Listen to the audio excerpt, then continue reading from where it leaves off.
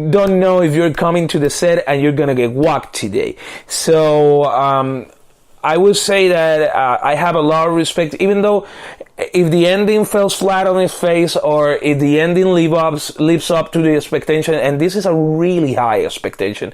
This is beyond Harry Potter. This is beyond Lord of the Rings. This is beyond anything that we have seen, because Game of Thrones actually took that crown. I think, especially between the second and third season. Because the first season, it was establishing itself. It was an ambitious project, but you can see it as the season progressed on how the budget gets like so huge. Because you can see it in season one, the first episodes, they were really keys, but then they, I would say like the first two episodes, and they keep giving in this kind of a slow pace, like love triangle drama, and it was like it got stuck there for a while, like what we kind of called in Puerto Rico chinches. It is not in English as gossip. It was like the rumors, hey, this is happening, this is not happening, and I think really it was really well played. And I have to give it up to the producers and the cast. They have made a marvelous work over these 9 years, because it's not 8, it's 9. Thanks for the hackers that gave us a year of Game of Thrones.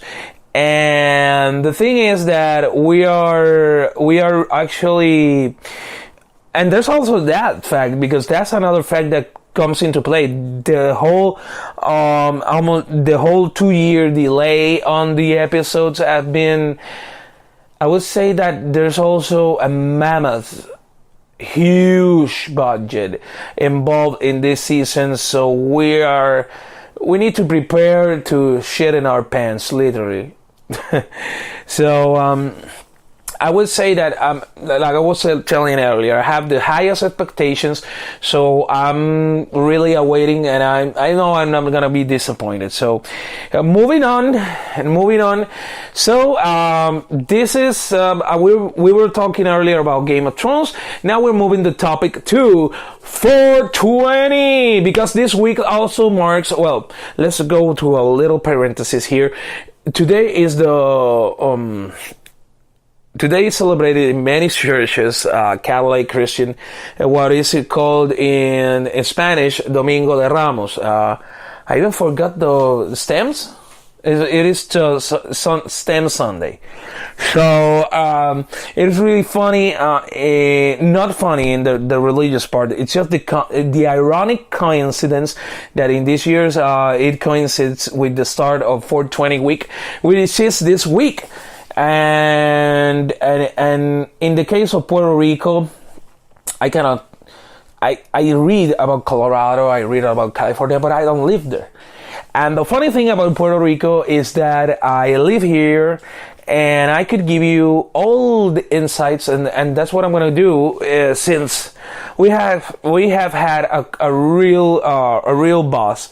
But before we move to that part, we want to mention our sponsor, which is Fundación Free Juana. Fundación Free Juana is the leading foundation and institution for educating yourself to get into the industry. They have many courses, because as you know, I'm going to discuss this a little bit later.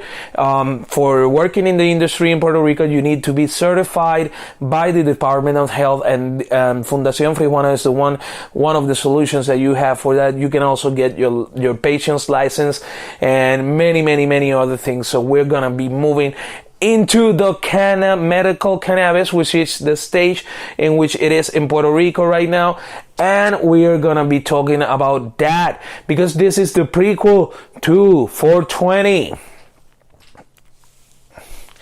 Okay, so we start in the case of Puerto Rico. We're gonna try to do a really quick recap on what we're doing here.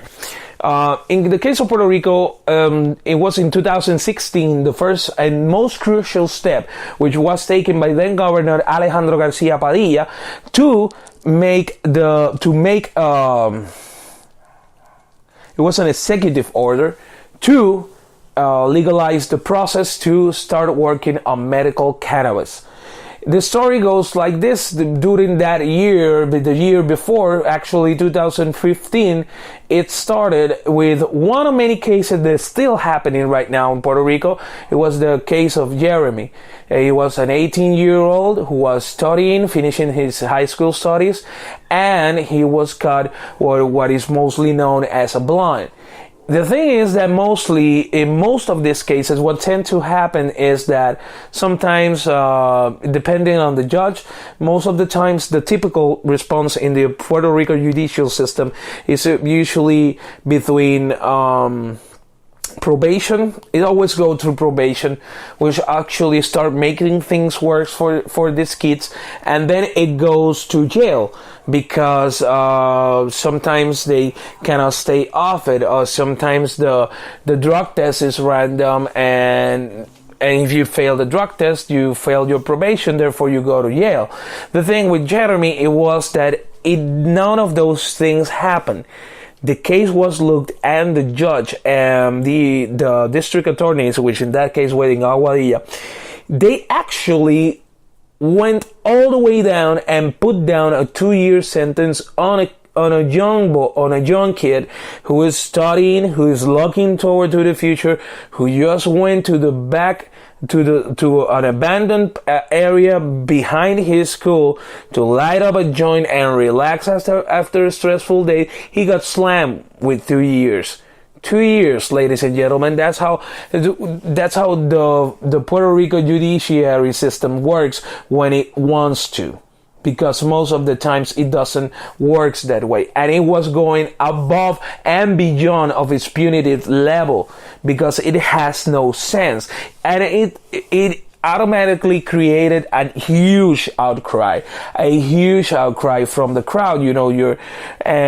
It also brought to the public the debate on the possibility of medical cannabis, which ended up in the thing is, before I go to the steps before the executive order, the thing is that Jeremy, even though in the battle, the Fundación Frijuana was the one that was taking care of all the legal procedures on this case.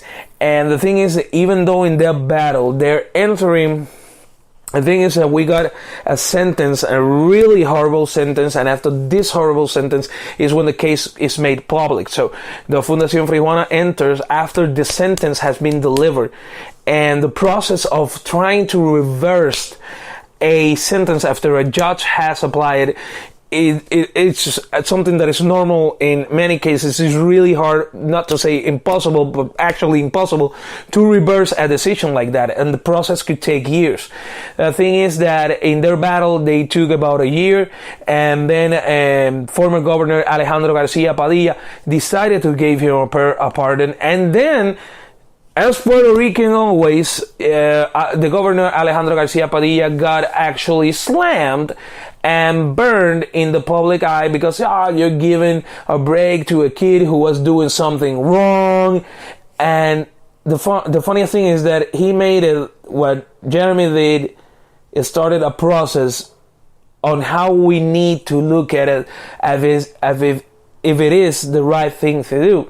So after he gives the pardon to Jeremy, he established what is the foreground of the medical cannabis industry in Puerto Rico by issuing the executive order that legalized the medicinal use of marijuana in Puerto Rico. So after that, we have come through many years, so many people. And the thing is that so many people in jail just for a joint, just for what in the United States known as a dime, something like that, And there's been so many. One of the horrible cases, and I witnessed this as a teenager. It was in my school. One of my schools, in my school, they arrested you. You go to court. And then you got slammed with the probation. What you get on the probation, you're still in school. You still have these pressures. You know you're not supposed to be smoking weed and then something happens that you think you're off the grid, because the thing is that, how randomly Puerto Rico works as a whole. And the thing is that you ended up doing a joint, then your probation officer comes, you take your piss, then it shows that a positive, then you get slammed in jail. One moment you're in school, you got the hope that you're gonna stay there. You got the hope that it's only a scare, that it's only, a warning, and then you get thrown into jail.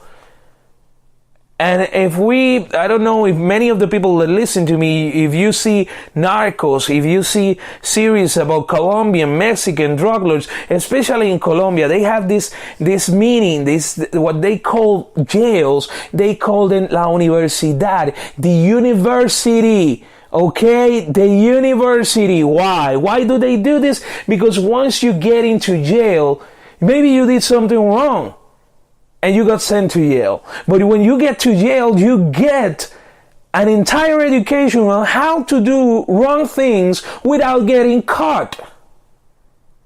Besides all the conditions that the jails are in Puerto Rico, besides the inhumane conditions that have been into one point, which we have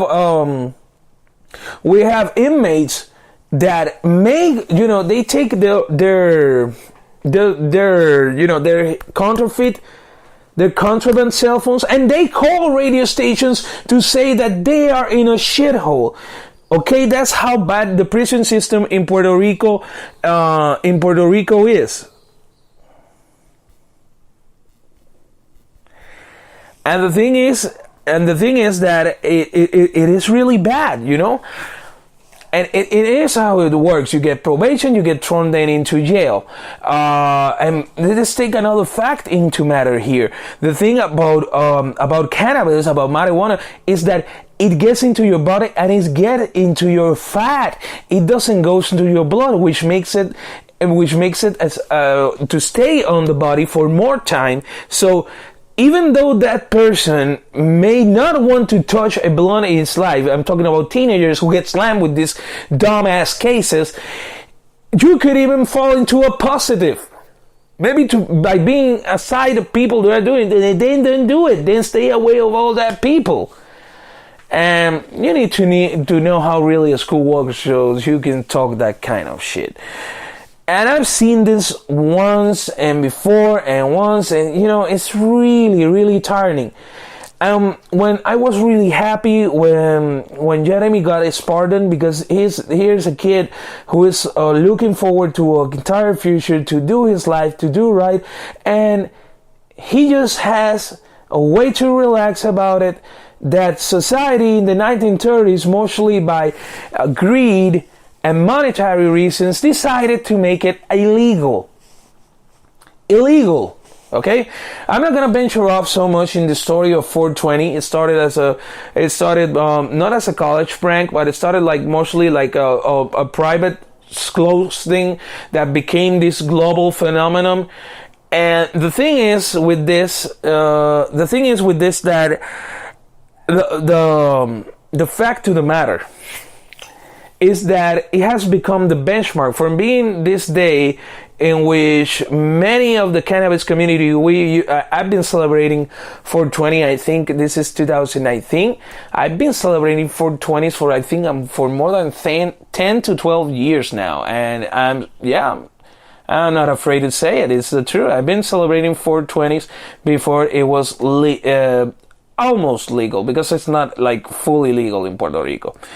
And the thing is that I've been celebrating, and from a celebration, it got turned into a actual benchmark for the fight for the rights of people to get access to this marvelous miracle plant that is healing kids, that is healing senior citizens, retired veterans, you name it. There's video evidence. There's 29,000 certified studies about this matter, about what is good, what could be bad. There's to this point, there's not even one death recorded by the use of cannabis. So, So when we get to this point in time, it is like the executive order was released in Puerto Rico by the end of 2016. Then these companies started building up. And this is a part that is really important.